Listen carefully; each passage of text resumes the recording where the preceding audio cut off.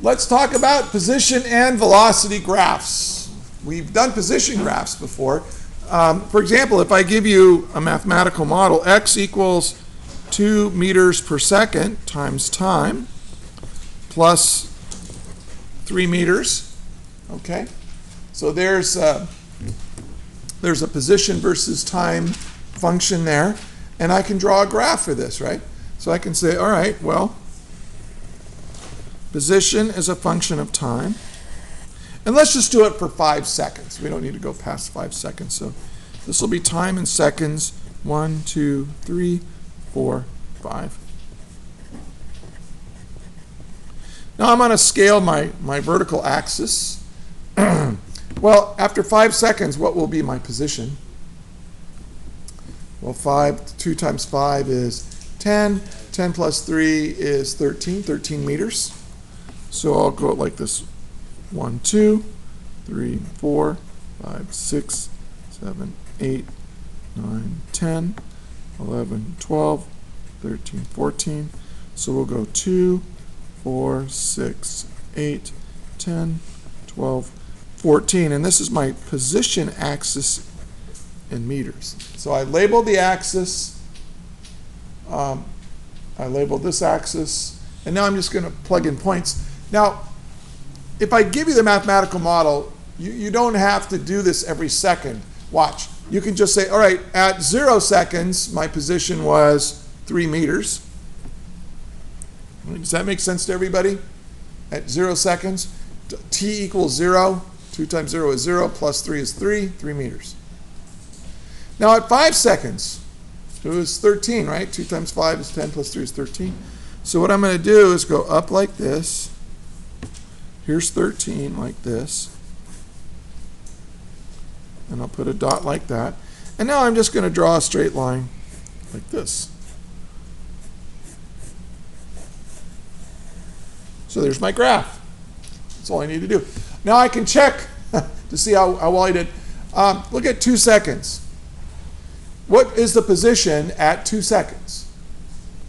Well, 2 times 2 is 4. 4 meters plus 3 meters is 7. So theoretically, if I were to look at my graph at 2 seconds, it should be 7 meters. Let's see how close I came. Let's go up like this. Oh, look at that. Perfect. All right. So it really works. All right. So now, this is my position versus time graph for this function. Now let me ask you this. What is the velocity equal to? Can you tell just by looking at it what the velocity is? For this, let's say this represents somebody walking on a football field or something like that. How fast are they moving? 2 meters per second. And in what direction? Positive or negative? Positive.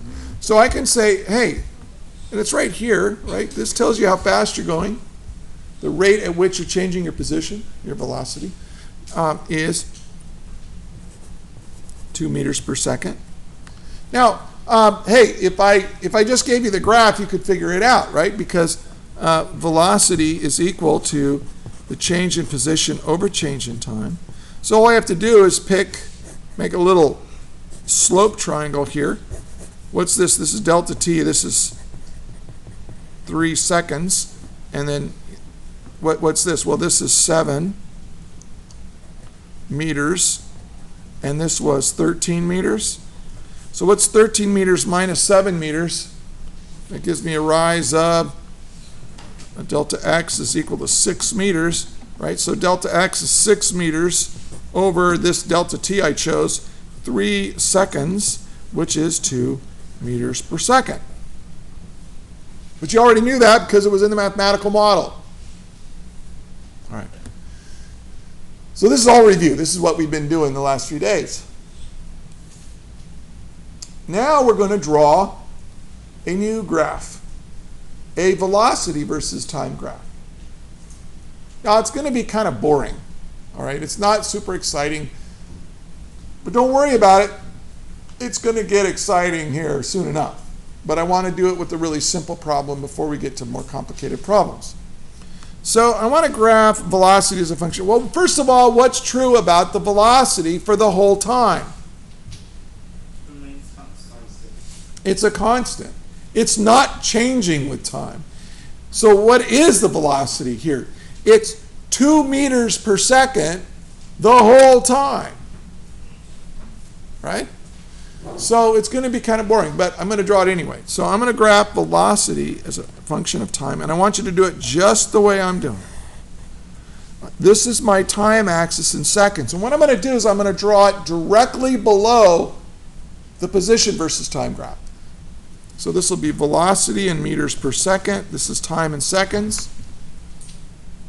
And I want my time axis to be identical to my other time axis. So this is 0. This will be 1, 2, 3, 4, 5 seconds. So in other words, you could just draw like a dashed line all the way down. It'd be the same. Now the velocity is 2 meters per second the whole time. So I'll go 1. Oh, well, I don't need the units because I already wrote it over there. So this will be 1, and then up here is 2. And it's 2 meters per second the whole time. So that means at t equals 0, it's 2 meters per second. At t equals 1, it's 2 meters per second. At t equals 2, it's 2 meters per second. It's 2 meters per second the whole time. So when we graph a constant value, what does it look like when I graph a constant? It's a straight line, but it is a horizontal straight line. It's not changing it. It has 0 slope. Here's, no matter what time I choose, I'm going 2 meters per second. So it draws a horizontal line. Does that make sense to everybody? What we just did, believe it or not, is we just did differential calculus. Now I know most of you are either taking or in a calculus class this year or will be next year, either in high school or college. Most of you are in AMA or AM. A few of you are taking calculus. If you're in AM, the next class you take in math, if you don't take stats, it will be calculus. And I know somebody in here was telling me they took algebra 2 and then now they're taking stats, but you probably will get calculus someday. You know. And so when you have a function here, a function of position is a function of time here. When you draw a graph that describes the slope of another function, you've drawn its derivative. Velocity is the derivative of position. Now, I'm just telling you this for the benefit of your math class. I am not going to test you on that in here. But I'm just saying, when you get to calculus and you get to the derivative, you go, God, what does the derivative mean? What is it for? The derivative tells you the rate at which this function is changing. This function is changing at 2 meters per second. So its derivative is 2 meters per second. All right? Now, I'm now going to draw some qualitative graphs. Before I get to that, I want to tell you, this right here, when you take the position versus time, and then right underneath it, you draw the velocity versus time graph, and you match up the time axis like this, this has a name. It's called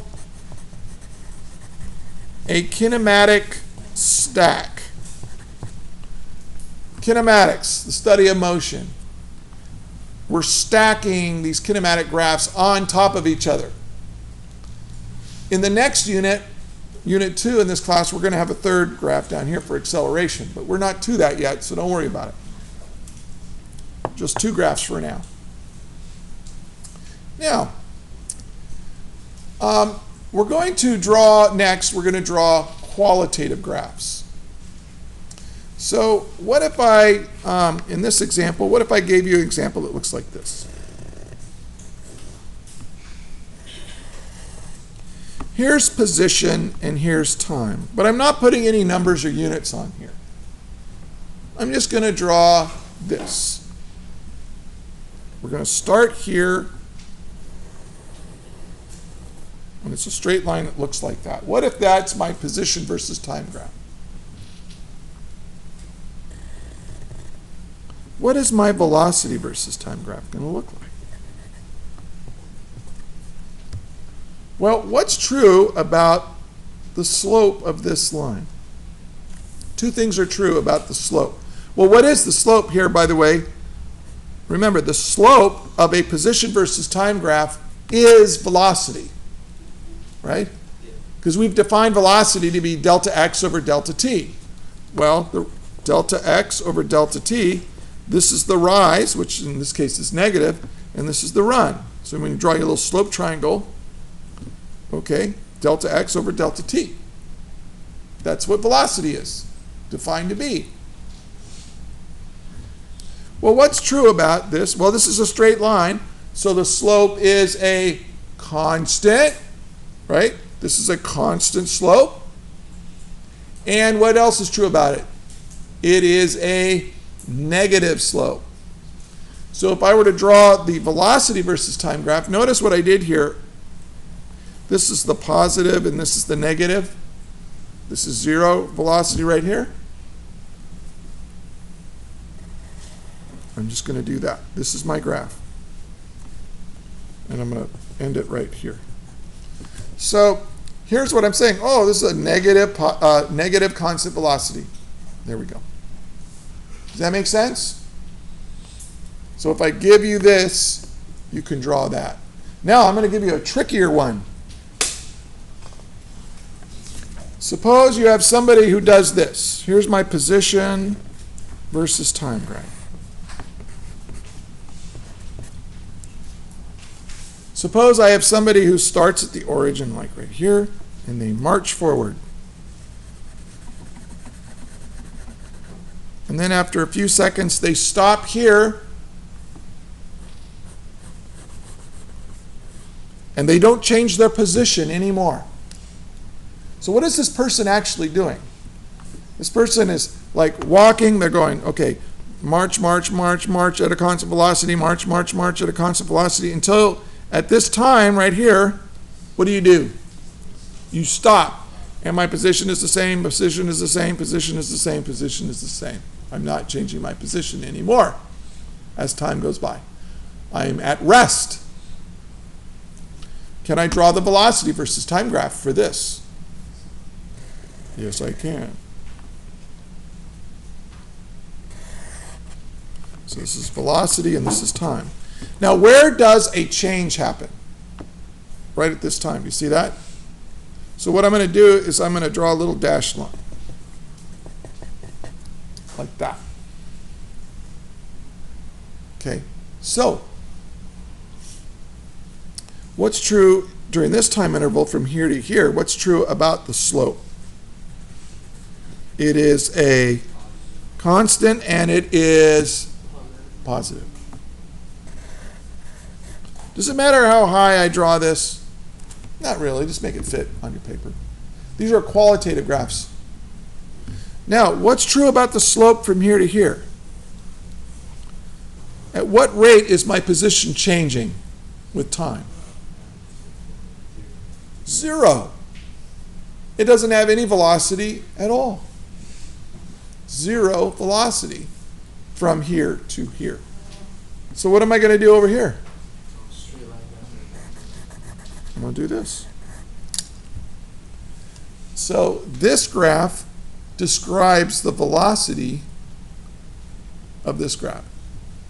This graph tells me what the slope of this graph is doing. Therefore, this graph, velocity as a function of time, is the derivative of position as a function of time, just by definition of what a derivative is and what it does. So how cool is that? So what you're going to do on the worksheet, if I can find one, is you're going to just draw the graphs.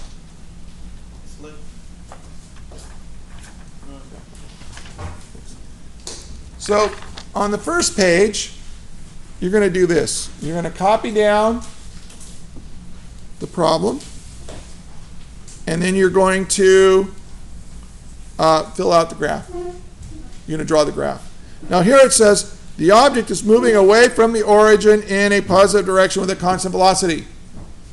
Okay? Well, what does that mean? Positive direction, constant velocity. If I was to draw the velocity versus time graph, what's it going to look like? Straight horizontal line. Boom, there's your answer. I just did number 1 for you. Do 2, 3, and 4 the same way. You have to copy down the instructions and then draw the graph. Now, in this one, you're only drawing the velocity versus time graph. Now, here's what I'm going to do. Oh, I just thought of this. I'm going to zoom out so you can see the whole worksheet. If you're doing this at home on the video, pause the video right now. You've got the worksheet. Yeah.